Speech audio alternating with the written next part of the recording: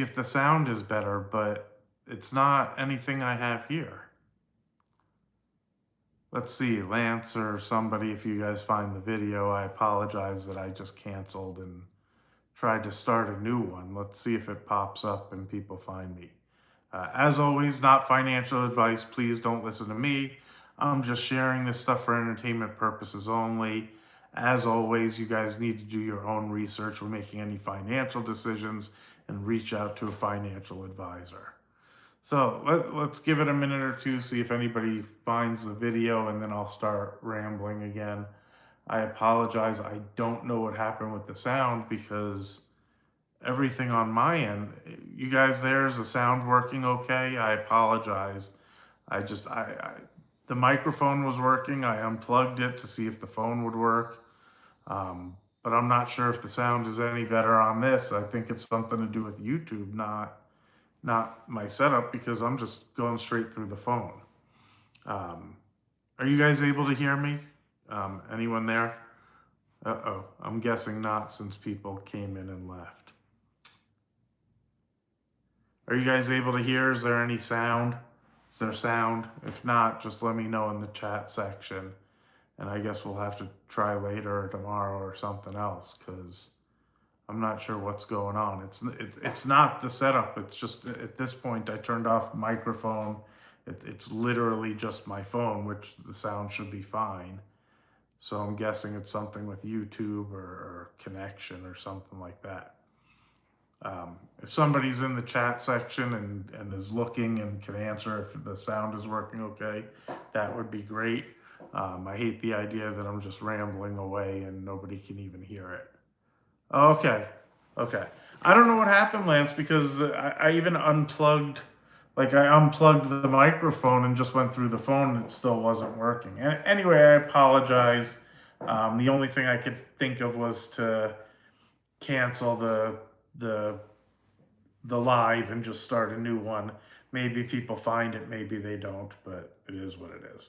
Like I said, I do this for fun, so hopefully people enjoy it. Anyway, I think I was talking about the markets and my buddy Steve and his trading, and he ends up cool. He ends up putting on too large a position, scaring himself out. Oftentimes buying stocks that he doesn't really know. Recently, it's been AppLovin. He sees that it falls and starts buying it, and I've been there, so I don't want it to sound like judgment. As some of you know, I used to be a floor trader in Chicago, and I hate to admit, that's how you end up being profitable. So you do all the wrong things. But what I also recognize is nobody controls the market. They go wherever they go, and it's a very dangerous way to trade. And if you put on too big a position too quickly, it's really dangerous, especially if you have I'm talking about speculating. That's kind of what he does. He oftentimes thinks of himself as an investor, but when I'm seeing what I'm seeing as an outside observer, it's not an investor. An investor should take a dollar amount, put it into the market, and not pay too much attention. Like when I started learning about the markets, which pretty much came from my mom when I was a kid. I was very lucky that she used to talk about this stuff. The goal of investing in stocks was to do a little bit better than the bank at the time. Now, understand interest rates were higher. This wasn't a high interest savings account or anything. But a typical savings account might have gotten a 4% yield back when I was a kid. And the concept of investing in the stock market was you put it in there and you leave it for 10 or 12 years, and hopefully you're getting 7 or 8% instead of 4. Now, they didn't have ETFs or it was just different. And the costs of the transactions were so much different. But I watched today and I see my buddy trading, and what I encourage from the channel is I hope that some of the people who are too scared to invest because of the doom and gloomers talking about the government sucking and everything else, that maybe it transitions them to putting a little money away and saving for the future, whether the markets go up or down. So let's see. Rudolph is asking, do I think Hood is too far ahead of there? Is there some value in it? It's a tough question, Rudolph. I, what I like about Robinhood is that the guy I hate, which is the CEO, like I don't like him, but he seems to be able to transition past things that other companies can't, and basically, in my mind, they're making gambling legal. Um, I don't think that's a good thing. I think it's an overall bad thing, but I do think it continues to grow their company. And he seems to have an ability with whomever the officials are to pass these things along. And in the long run, I think Hood is a good investment. If you're asking me what my thoughts are over the next month or two, I have no idea. And I can tell you, Joe thinks it's going to crap out and drop in half. And maybe it does, but it's also why the account that I own it in is my wife's IRA, which when I say I never look at, like I never look at it. I once a year I put a deposit in, I put it into something super risky. My attitude is we don't need the account. It starts with little enough money that it's not going to change our lives in any way. And if she wakes up at retirement age and opens the account and it happened to have gotten lucky, well, good for her. And if not, it's nothing she's expecting it to be anyway. So I kind of take super risky bets in the account and I never look back. And some gets lucky and some doesn't. So that's my thought on Robinhood. I think at this point,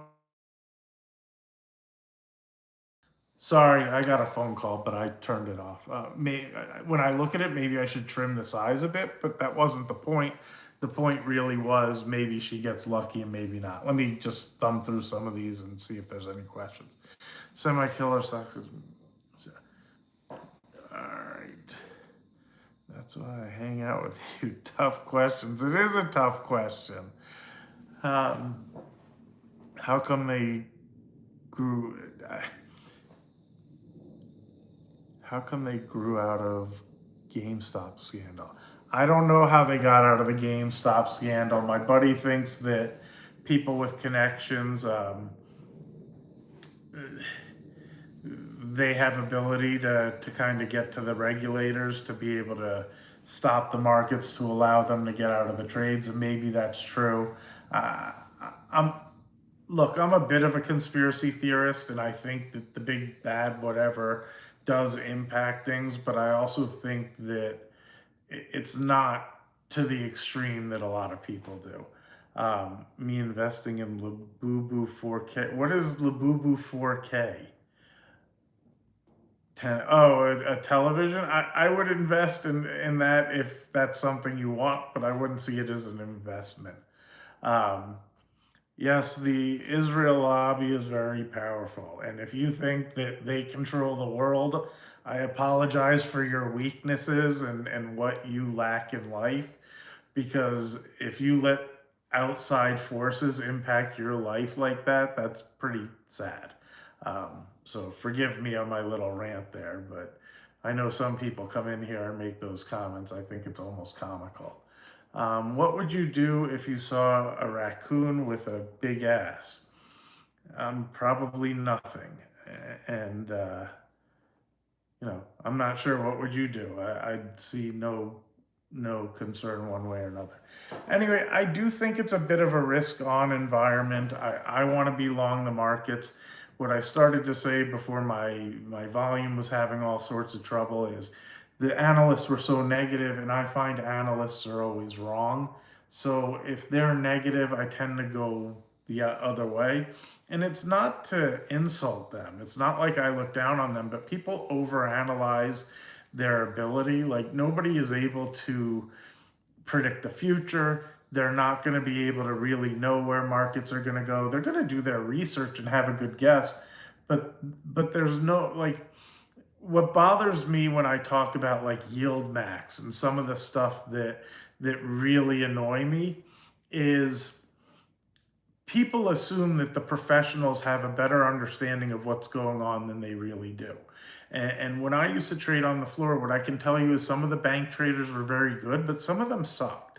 And it really was just a matter of who they were and if they were a good trader.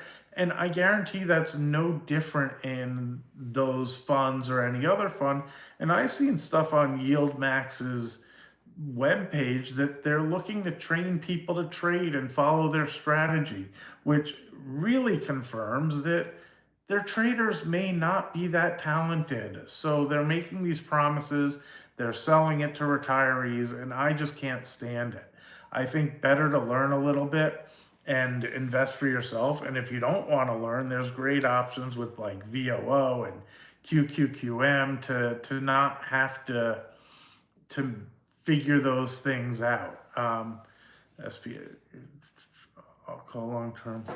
Joe, I think you probably have some really good calls. I hope that I I hope that your trading is as good. Like I really hope that you crush it.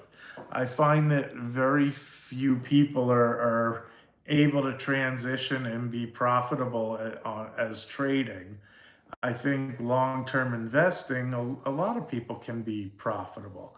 And look, I've been teasing and joking about Target, and what I started to say when I was talking to my buddy about his trading and my concerns, I kind of said, the two companies that I'm the most convicted on are United Health and Target, and mainly because I'm comfortable with their earnings and the information. My only concern with United Health is the overhang of the Department of Justice. But as the price would fall in Target, I just kept going back to the accounts and looking at their profits and seeing like they make plenty of money. And I made a comment that, and then if I drive past my local Target, the parking lots are pretty full. Like, so it kind of confirms that they're doing just fine. And he's like, well, Costco's super full. And I said, yeah, I get it. But Costco, even now, after falling however far it did, the analysts are talking about it's at a 40 times price to earnings ratio. Well, it's growing at 8%. I think Costco is a way better company than Target as a company. If things were equal, I would rather own Costco. But when I look and I see the earnings, Costco doesn't make sense to me at a 40 times valuation, no matter what the people say on CNBC. And if I never own it, I'm okay with that. When I look at Target and even above $100 where it's gotten to, it's probably, let me take a look before I say it wrong. I'm guessing it's like a 13 or 14 PE at most. And, they make money. Let's see. Yeah, 12.5 PE as of yesterday. So it's up a little. So maybe it's 12.6. But super low PE. They make plenty of money. They're paying out a decent dividend. I'm comfortable with that stock no matter what happens in the market. Costco, I'm comfortable that in 20 years they'll be around and maybe the prices make more sense. But I just don't want to pay 40 times earnings. UNC, why you always dresses up like you going to a party. I don't think I look like that. So let's see if there's anything more substantial here. Yeah, I figure that's why you post the stuff, Joe. I like that. I think it gives credence to what you say. Like I said last week, a lot of the things you talk about, I don't keep up with those tickers, and I don't mind. I know you're not asking me to. I don't mind taking a look at some of it, but I know some of it's like the being short something or a 2x or a 3x stock, which I'll talk about those a little bit as well. So I assume you make the comments so there's a record of the things that you're looking at, and hopefully they work out great. I don't mean that sarcastic. When I make the little comments, I really mean it. I hope everybody does well, and I like people kind of watching the videos and making comments. So I wish I hope it works, and I really hope some of the lottery ticket ones that I know you're only paying a penny or two on, that those things crush it, because it's super cool when that stuff pays off. I see somebody mentioned, is it Joe? Tesla. I kind of screwed up. I timed I tend not to buy options, but I bought a January 30th 170 put or 470 put in Tesla when it was near the highs, and I got out on like, I don't know, I just thought it went too far, but I don't typically buy options. I'd rather sell them because of just my thoughts on options. So on Friday, the first, I got out of the trade, and it's down a bunch today because it's funny. CES is here in town, and a friend of mine who's, I don't know exactly why they're down there and why they're a part of it, but they sent a video of a robot like running, like, to me it was running, but I'm sure to the robot it was just kind of moving, but it was just going down the hallway probably to an exhibit. But it was such a cool video, and I was saying to my brother, I'm like, everybody's betting on the robots and the other technology from Tesla, and don't get me wrong, Elon Musk is a great, Barnum and Bailey type of salesperson, and they're good at data collection, so I think it really could be the one that does better than others. But I said to my brother, I'm like, they must have 50 or 70 companies working on this stuff.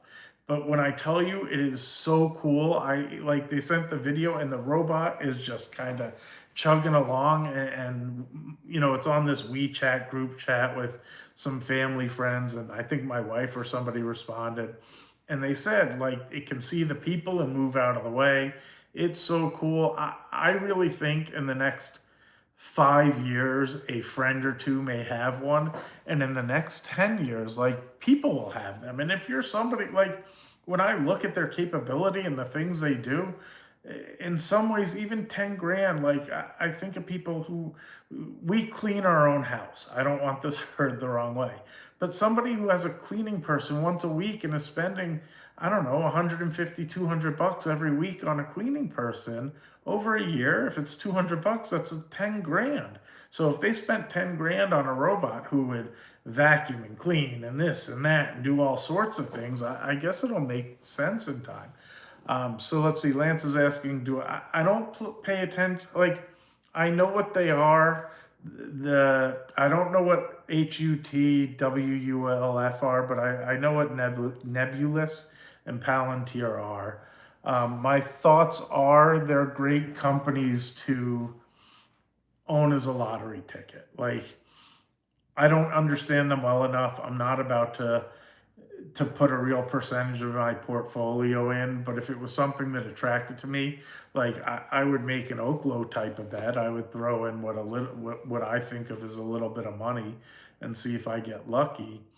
But I'm aging, and as I get older, trying to take less of those types of investments. I am trying to rotate out of growth. Into, like, the stuff I'm looking at is boring old, like Hess Midstream, MPLX, like dividend type of stuff. Um, Let me just see real quick and then I'll finish. To take advantage of my lunch offer, simply post you trade of one of my comments and you're like, what was your I'll be happy to go to lunch, but do you live here in Vegas? Uh, but I'm trying to rotate into big old boring, dividend stocks. T. Rowe Price, Prudential. I'm actually doing my best to stay away from them. I don't know about Energy. I'll have to take a look. I sure hope it's not an Enron. Um, and if it's expensive, I'm just going with the stuff I know, because essentially I want to have the dividends coming in to be able to cover the bills so I don't worry about anything else. And it should be where I'm focusing. My stubbornness and my want for growth stops me from doing it the way that I really should. And I don't, um, but I really can't help it. Like, I am who I am, and it's very hard for me to rotate out of. Yeah, I apologize if it's hard to read the text. If my shirt's a problem, I'll wear a solid one next time. I saw it and I didn't take. I appreciate you even making a note of. I don't mean to be a troll. I'll wear just a plain colored shirt next week, and maybe even do. I'm thinking about adding a second day, especially since I like live better than the other stuff, and uh, since I didn't post this week, I thought maybe I'll do Tuesday, Thursday. We'll see, and if it doesn't go well in the beginning, that's just fine. Um, so so yes, similar to Gen X dividend investor, that is what I'm looking to do. And based on where I am personally in life, and forgive me, I know not everybody's in the same spot. It just makes sense. I just haven't done it out of stubbornness, and also because I like the growth. Like, it's very hard for me to sell Meta, Amazon, and Google and go and buy Procter and Gamble. Like, what could be more boring? And logically, when I think about it, it makes more sense to own what you think is the best and stay on top of it. And if you need a dividend, sell a small amount of it and whatever else. But what a pain in the ass. That's not really what I want to do. And it would really make more sense to me to just have a dividend come in and potentially just cover the bills with it. Um, Rudolph, I don't know. I really don't. So Rudolph is asking which oil company will benefit the most from Venezuela oil. The intelligent conversation that I've heard about all of this is it's going to take a very long time for it to play out. And even though Chevron would be my guess, but I've watched it go straight up and straight back down. But no matter who it is, it's going to take a really long time to play out. And they're not going to be able to just go back in, take their assets, and start selling gas next week. It's not going to work like that. So I'm not really sure how it's going to work out. I'm not sure what our involvement will really be. And even on CNBC, they had somebody talking about it today, kind of noting that while we've taken out the president and his wife, we really haven't changed much of the administration outside of that. So I'm not sure how much anything's going to change anytime soon. I do think that oil stocks, if you want dividend, are a great place to be. Me personally, I'm primarily in Chevron, but it used to be Chevron and Exxon. I had a tax reason that I bought them when they were paying like 8 or 9% yields, which I probably didn't realize some errors, like problems they were having. But I wanted to take the gains, and I think of them as the same company. And Exxon had moved to where it was paying less of a dividend than Chevron. I had bought them at the same time, so I figured I'd sell the Exxon, and I moved it into Chevron with plans to eventually sell some Chevron and split it back up. I just never did because it stayed that way where Chevron's paying a higher dividend. And like an idiot, not that that matters, I was attracted to the higher dividend and I left it for now. But I also, like I started to say earlier, I've started to like these other, the ones that just flow the oil and have the earnings come in and have a higher dividend, but not because I think they're better companies. I mean, I think the best companies are the Mag 7 minus Tesla. But only, I think Tesla's a great company. I just think it's so overvalued. So we have two Teslas. I think they make a great vehicle, and I think Elon Musk is an amazing person. But it's very hard for me to pay the valuations where these things are trading. Have I made any new buys in the past 3 weeks, or am I just waiting to see how? Let me take a look and see what I have. Yes, I have. So, Joe, so you're aware, part of why I don't post is I have separate accounts. The majority of my money is in an account that I call a set it and forget it account, that maybe in around December, I'll go over some things and make a trade in it or two to transition or change things, probably tax-based reasons. But they're companies I really like, and I really do nothing with it. And that's probably 90% or so of my invested money. I then have a much smaller account that I actively trade because I am compulsive and I can't help it. And I'm not about to like update it all the time. I'm not about to sign up for something.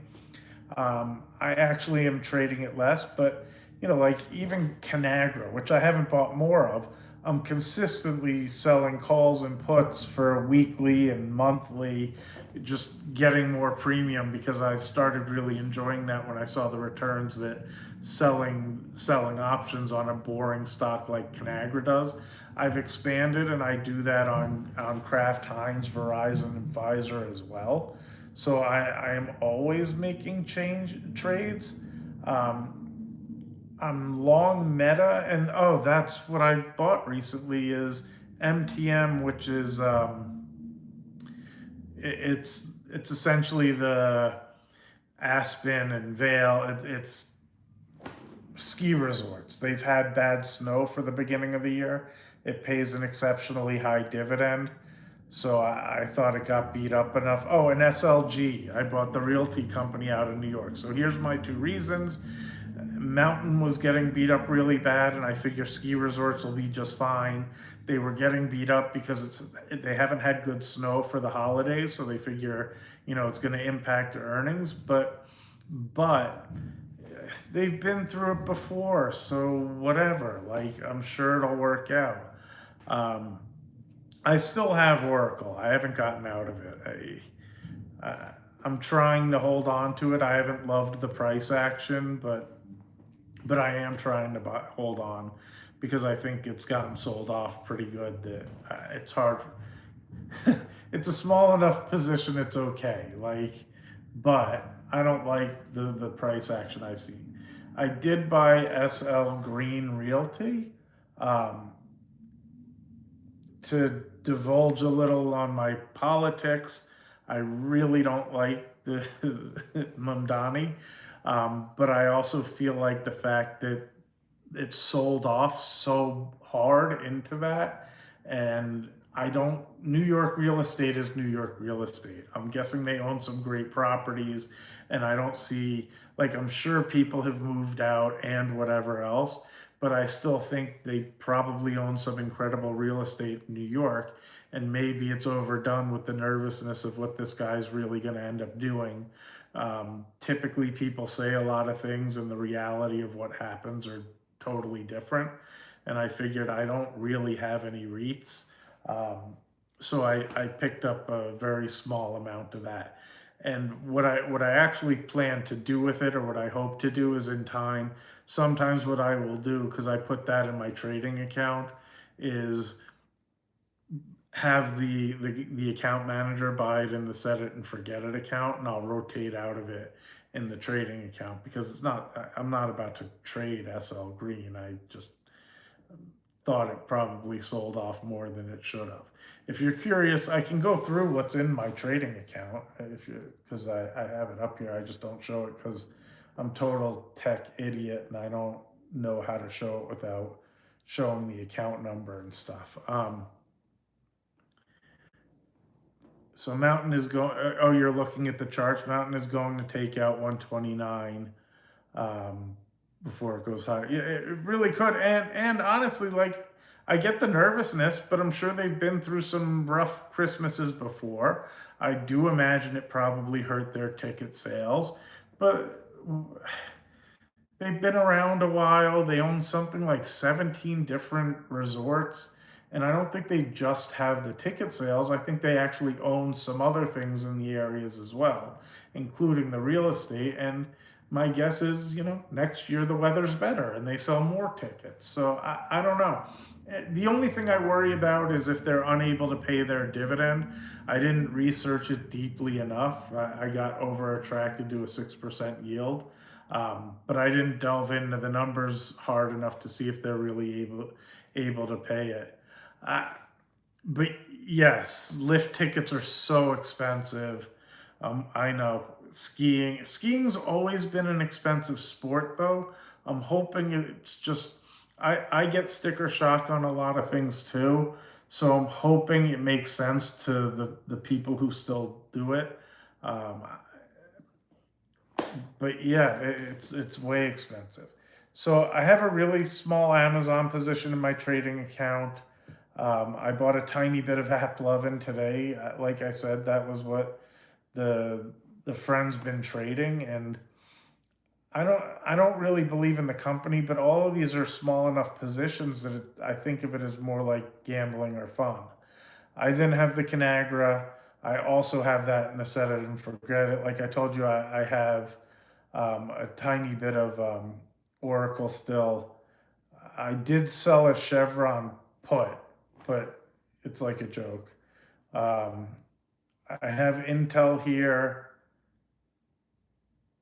MTN, which I told you about, Netflix, which is another one that I've put on the position in Netflix, but my goal is to rotate it into my set it and forget it account because I like Netflix and I think the sell off is overdone. I am confident that I don't know who's going to end up owning Warner Brothers, but I'm confident that if Netflix did, they've overpaid. But I still think it fits their platform and what they do so well that it doesn't bother me so much, even if they overpaid. I think the street is focusing on the valuation and the debt a little too much versus what it'll do for the company. A tiny bit of SoFi, and that's about it for the trading account.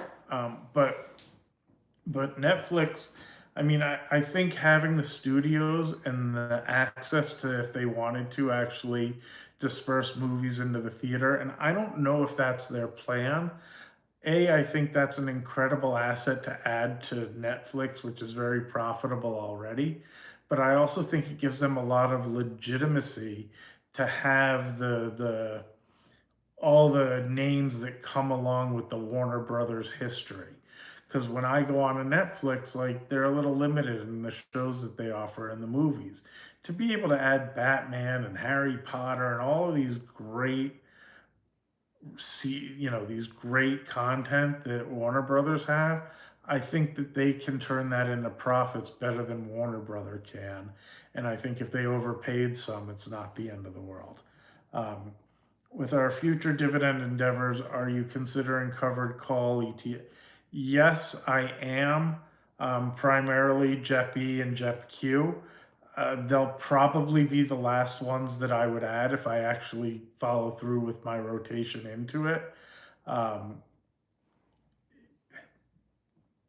but I only shy away from them because of the general dislike of covered call funds, which is they limit your upside and you still have the downside exposure. But I think that JEP-E and JEP-Q give a nice return. They're pretty well diversified that hopefully they perform okay. Um, so whatever. A lot of folks spewing about Nike lately, but I'm gonna try to get everyone cheap sneakers via UA. What's UA? I should have a short by Friday. Sees. Okay. Look, I actually like Nike here. I don't own it just because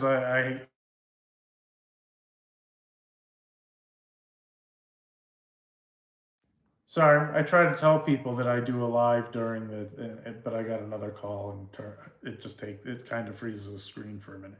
Um, I don't have it because I'm invested how I want to be, but if I was looking to pick something up, I like Nike down here.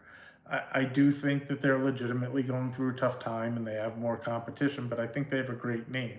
So I think in time, people still buy Nikes and they probably figure their way through it unless they do something stupid and invest poorly.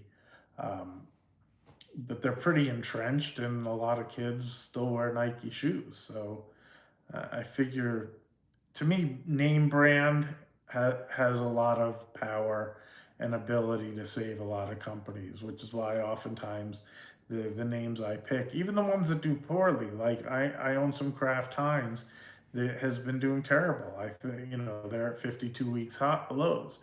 But I figure they have a good name. And when I started reading, I mean, maybe I bought in too early. From what I understand, Walmart is working very hard to reverse engineer some of the companies like Kraft Heinz and Conagra, where they're able to sell their great values brand on the shelves and they get better margins and give those companies less and less space on the shelves. I'm sure that's hurting their earnings. I still think that Heinz ketchup and the Kraft brand is a pretty good brand, and maybe it's at a lower valuation and maybe it's a smaller dividend, but I figure they'll be around a while either way and probably weather the storm in one form or another. Um, and what I generally have talked about with friends who I discuss this stuff with is if I buy 10 or 20 Kraft Heinz and spread it out, and one or two does poorly and one or two do well, it kind of evens itself out. And hopefully, I use companies like that instead of owning a CD. I'd rather take a chance with a company paying a 5% dividend that I think is doing okay than accepting no potential upside with a CD that's paying 3.5% at this point. Um, at this point, you have to assume, which I like, that if a stock you are holding hasn't posted a new 52-week high, it's not going to before. Yeah, I don't know. I mean, the sell off at the end of December was pretty good. So I have to imagine that anybody who got shaken out of some of those things, that there is a chance it goes back higher. I'm surprised to see SoFi getting beat up as much as it is today. The only thing I've seen is there was a bunch of options activity before going into the earnings season. But I mean, who cares? And maybe SoFi's overpriced, so maybe it was just overdue for a pullback. Like, I don't know. Their platform sucks. I mean, maybe they are this fintech, whiz, but it amazes me as a fintech whiz how lousy their platform is for the users, because you would think that would be something they focus on a little bit if they're really that good at tech. But it's where, so I have an account I opened for my son that we put a little bit in. I try to encourage him to learn some of this, but I don't think it's really what his interest is. That being said, I opened it on SoFi because I had heard such great things about it. And really, when I tell you their platform sucks, it sucks. Maybe they offer the greatest loans, maybe they do this or that. I'm not using it for any of that, but it is so not user friendly. And I was looking to put him in dividend reinvestment because I bought him 5 shares of Target. And I thought, well, I'll just throw it into dividend reinvestment. And I couldn't find it. And so I went to their help thing, and it gives you a bot. And the bot essentially tells you where to go on the main screen, which is hit the general and whatever else. And I'm like, I can't find where that button is. And it says, well, it should be a whatever. And I'm like, look, I know I'm old and not tech savvy, but I'm not that stupid. And I don't see it. And the bot just kept saying, look for that and look for that. So eventually I went on the computer. I found he's setting the dividend reinvestment stuff already, so it's all automatic. But then it came up and asked me what I thought, and I'm like, you guys suck. Like, and as somebody who owns a little bit of the stock and uses the platform, your platform really sucks. Like, I doubt they see it. I doubt they read it. But that's what I can say negative about SoFi. But everything else I hear about them, like, they're phenomenal. Other banks use their platform. So if you're good enough that JP Morgan is using your platform to do their behind the scene banking stuff, you must be pretty good at what you do. I just think that somebody there needs to focus on their actual user experience and recognize how lousy it is. That's my 2 cents. The other thing I've thought of, and I've reached out to both Robinhood and SoFi, but I know nobody. But I can't believe that they haven't come up with one lot options. Not meaning an option that is a one lot, but meaning an option that goes against one share of stock or 10 or whatever. Like, for companies that have gone to, they'll allow you to invest $20 and you don't have to buy a whole share. How have they not thought about the options market where a one lot of an option is 100 shares of stock? Because how many small traders out there would like the opportunity to trade options on their 3 shares of Nvidia or 1 share of Amazon, like whatever it is?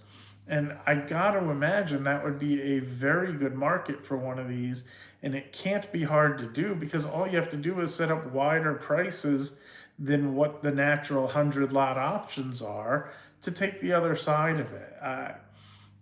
And when I wrote them, like, I thought that would be really fun. Like, hey, is there somebody to talk to? I'd be happy to help you guys set this up and trade the options because, that's what I did on the floor. And it just makes sense to me that it where we are in today's technology, if you're willing to sell somebody $10 of VOO, how are you not allowing them to trade a one lot versus one share stock option?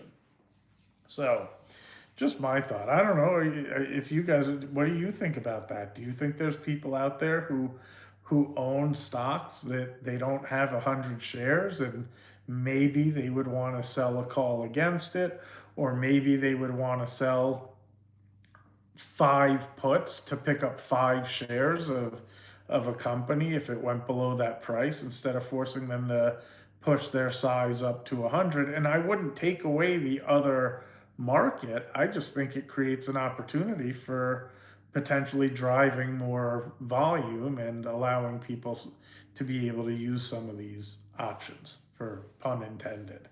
Um, so, just my 2 cents on the options market. Anyway, we're getting close to 12 o'clock, and I'm trying to be sensitive to it because my wife needed the computer for a little bit of her work. She's starting to sell a bunch of things, which hopefully she's enjoying it because I don't know. She's Chinese, so we have access. Like, we went out. Part of our trip to China was not just looking for furniture, but she thought maybe if I pick up whether it's makeup or jewelry or whatever it is, it'd be fun to get into that industry. And what I'm hoping is she actually does her own label and tries to sell some clothes because she loves that stuff. And anyway, um, so I'm trying to be sensitive to the time because I promised her she could use the computer in here. If anybody has a stock question or wants me to look at something, I'm happy to before I go. Otherwise, I might try to do another one on Thursday. At least for now, we'll aim for Tuesday, but if you see it pop up, don't be surprised. Again, super bullish. I hope everybody had a great holiday, and I'll talk to you guys soon. I'll give it a few seconds just to see if there's any other questions before we head out. Okay, guys, I appreciate everybody stopping in. Have a great week, Lance. Have a good one, Rudolph, Joe. You guys, I'm really happy you all made it, and maybe I'll